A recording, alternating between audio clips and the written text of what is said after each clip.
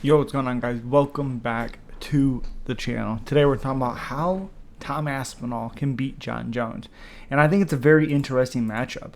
Kind of like the Dracus Duplessis matchup with Israel Adesanya, which is not happening now. But with Tom Aspinall, I think a very interesting thing about it is he has lost 3 times, but really 2 times, and those 2 losses at this point don't really matter. One of them is by disqualification, was a downward elbow. The other one was a heel hook, but this is back in 2015. It's against Stuart Austin as well. He has one win in boxing, 2017, against Thomas Barzoth, something like that, in England. Either way, he was 7-2 when he came to the UFC, beat Jake Collier, Alain Baudou, Andrei Arlovsky, Sergey Spivak, Alexander Volkov. And the thing that takes him away from a lot of other heavyweights, he does have power, but really the biggest thing with him is his movement and his speed. Yes, he has the power to hurt fighters, but the biggest thing with Tom Aspinall to me, what I see when I watch him, is how fast and how he's able to use his movement to get him in better positions. But we've seen it last night when he fought Marcin Tybura, even though I wish that fight went a little longer to really test how good he is. I want those answers really badly. The longest fight he's had was the Andrei Arlovsky fight. That went two rounds. Not even long, like I said, not long at all. A lot of his fights, the longest fight he's had in his career was a loss against Stuart Austin, which was the heel hook. About 4 minutes in the second round back in 2015. Every other fight, besides the Andrei Arlovsky fight, it ends in the first round. So, again, I do think that changes a little bit if he fights Cyril Gane. I think it changes a little bit if he fights Sergey Pavlovich. Even Taito Avasa, I think it would change a little bit. I think they would make it to the second round, probably, maybe third round, depending on how those guys throw. But again, the biggest thing with him and Jon is when you watch Jon Jones, he does a lot of pressure. He does a lot of cornering you off. And something that I thought Tybura was going to do was going to not try to strike so much, not try to catch him. Literally, his movement was making Tybura whiff. I expected Tybura to go in there, put a lot of pressure on him, try to get a hold of him, whether he was successful or not, still trying to get a hold of him. Expecting to get hit, of course. But he just tried to swing, and then every time he would reset, step back, that's when Aspinall would go in. And he landed a huge head kick very early. Tybura ate it pretty well. He did pretty good. It was a heavy head kick, but still. And then again, it was Tybura, backing up, resetting, and then here comes that, almost blitz that he does, where he uses movement, speed, and then he connects on it. And he's very, very accurate. Tom Aspinall is accurate, if anything. And, fighting Volkov, very tall guy, doesn't have great takedown defense historically, and takes him down and submits him, beats the crap, doesn't even take a lot of damage at all. Again, when you're fighting a guy like Jon, what do you have to do to beat somebody like Jon? You got to have the speed, you got to have the movement to stay away from him, and you have to have the output. The one thing that is not in Aspinall's favor is that he only has a 78-inch reach. Now, I do think it's something that we have to talk about because Jon Jones is the best at using his range, using his kicks to set up bad shots out of positions.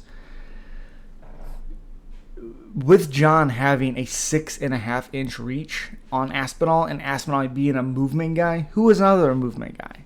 Dominic Reyes. Dominic Reyes was another good movement guy, primarily a boxer, but fought long. Man, my fucking ear itches. I wear earbuds or whatever. I work all day, so my ears are fucking itchy. But either way, in Dominic Reyes is a movement, speed, and he has a little bit of power, as we've seen. I don't know if he has the one-shot power or had the one-shot power, but he definitely had the speed with combinations and have power. With Dominic Reyes, what gave him such good with Jon Jones was early Jon was just moving forward, and Dominic Reyes was just throwing a lot. He wasn't giving Jon any room to get a hold of him. He wasn't letting Jon breathe. and he was the one moving forward. Well, Jon was moving forward, but as Jon would move forward, Reyes would meet him and throw. Aspinall has the ability to get a hold of fighters and take them down. Now, again, the thing that is in the favor of Aspinall is he's young. He's 30 years old. He's 6 years younger than Jon Jones. The thing that is not in Tom Aspinall's favor is Tom Aspinall. There's some footage in the UFC that Jon can study, and we know Jon's game planning is incredible. We haven't seen much of Tom Aspinall out of the second round. We just haven't.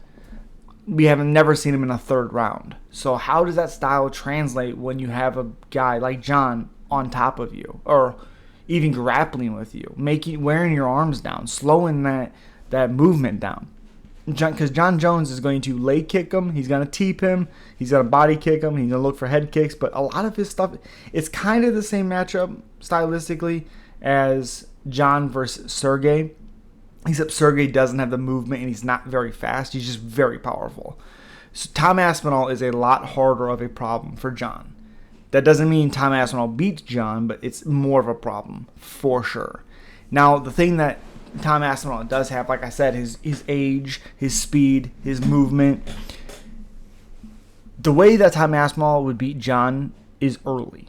Just blitzing him. Not letting Jon breathe, swarming him, and letting it all happen. Everything that Tom Aspinall has. Because Tom Aspinall is not going to win round by round by round by round. That's not what's going to happen. Jon's too smart for that.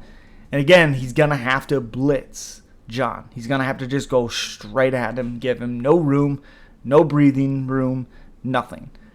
Is it a fight that Tom can win?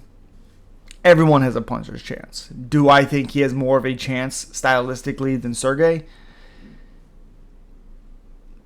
Not really, only because Sergey Pavlovich has that power, that one-shot power. If Jon makes a mistake, one-shot power.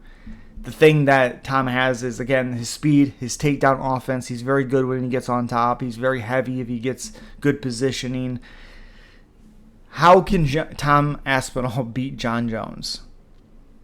Just going at him. Just fighting him. Just going at him. Not giving Jon space. Not letting Jon keep the space. He's going to have to go out there, make it ugly, make it dirty, and fight Jon Jones. Let me know what you guys think. As always, subscribe, like, and comment. Do you think Tom can beat Jon? Let me know what you guys think. And as always, you know what it is. Peace.